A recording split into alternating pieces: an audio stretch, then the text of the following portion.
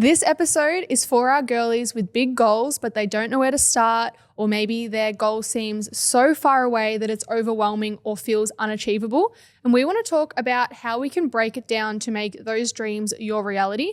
And I want to kick off by just talking about how we can break them down into smaller milestones, celebrate more wins along the way, and actually start building momentum and taking some steps forward to get there. So let's use the example of our girlies with a weight loss goal. Something that I really love to do with my clients, and I'm sure Kate does this as well, is say if you have a big goal, 20 kilos can seem like so far away and it can seem really hard to achieve. But what I always do is break it down into a 5-kilo milestone.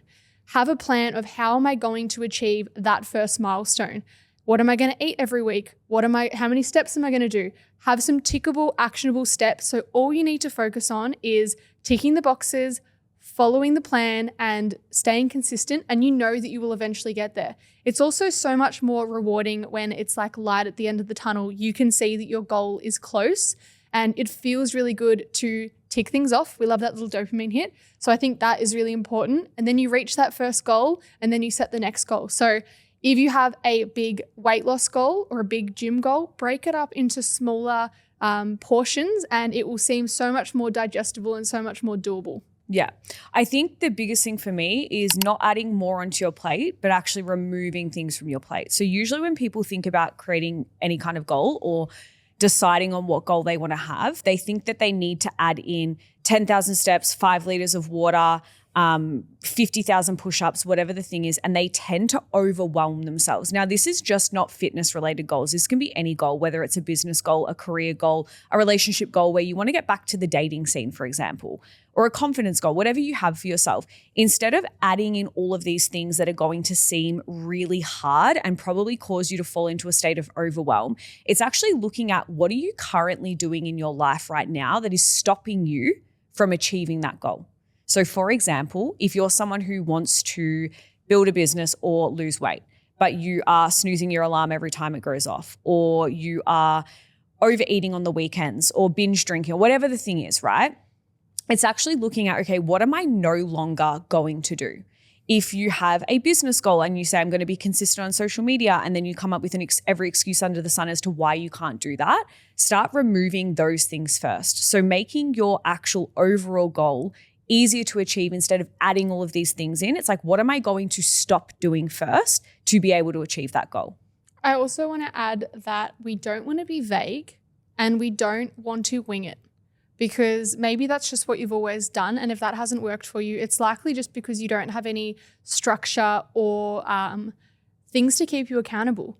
If you just say, I want to get fit in the gym or I want to lose a bit of weight, like you have the best intentions. But if you don't actually know what that looks like and what you're shooting for, how do you know what you need to do to get there? So really write down specifically what it is that you want to achieve, ideally in what time frame, how are you going to get there, and how are you going to measure that?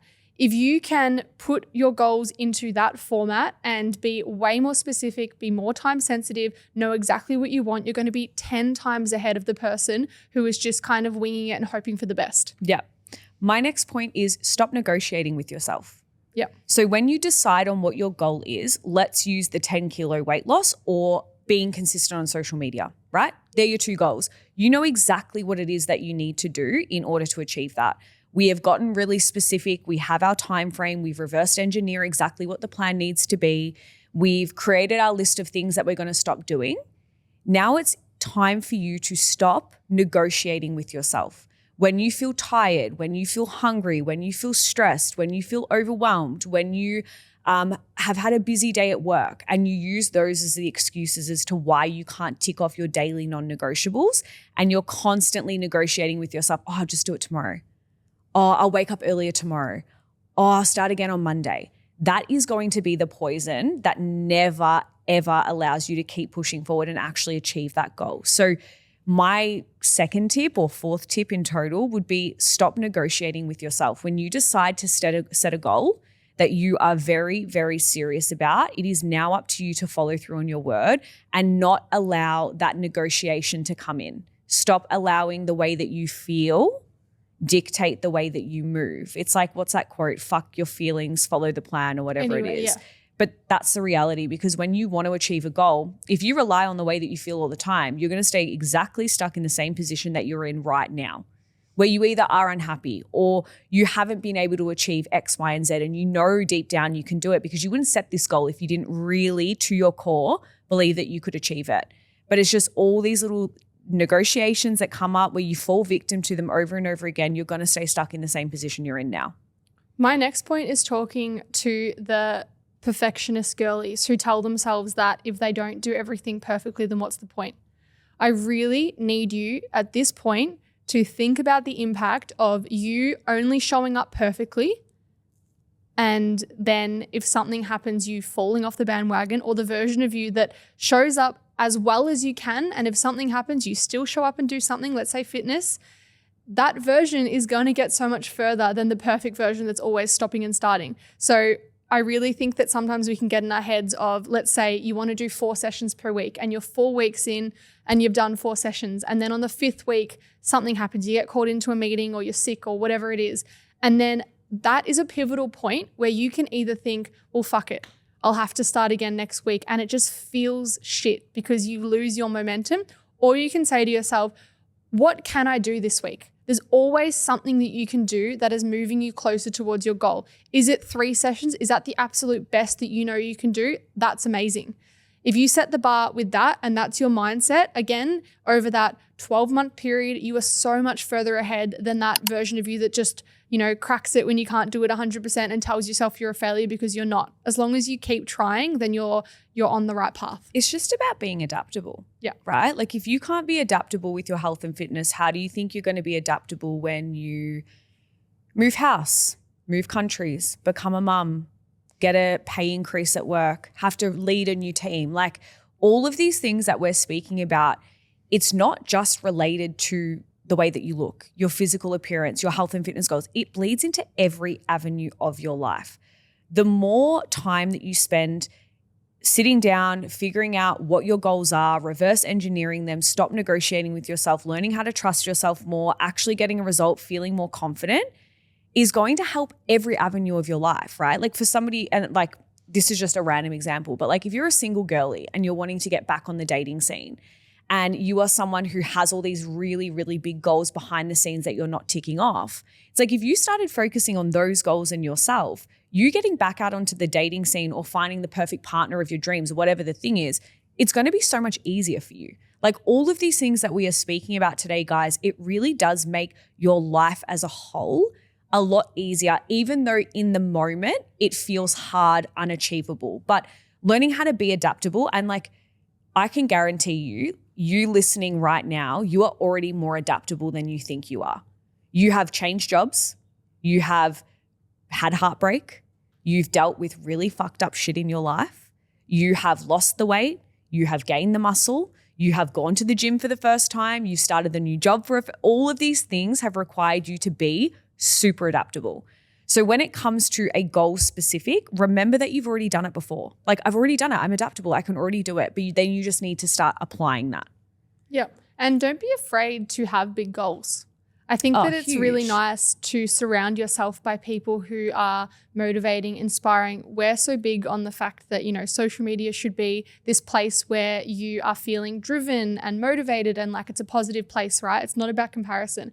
And I think that with goals, I just really want to touch on how important it is to not dull your light or dull, oh, that's too big for me. You can achieve big things. You can, take your physique to the next level, take your business to the next level. It might not be that your immediate family and friends are doing what you're doing. That's why I think it's so important to follow, be mentored, read books, be inspired by people who are doing awesome things, because it allows you, like Kate always says, it gives you a permission slip to go after big things for yourself. So for the girlies with big goals, don't be afraid to write down those big goals and to be ambitious, because you can do amazing things.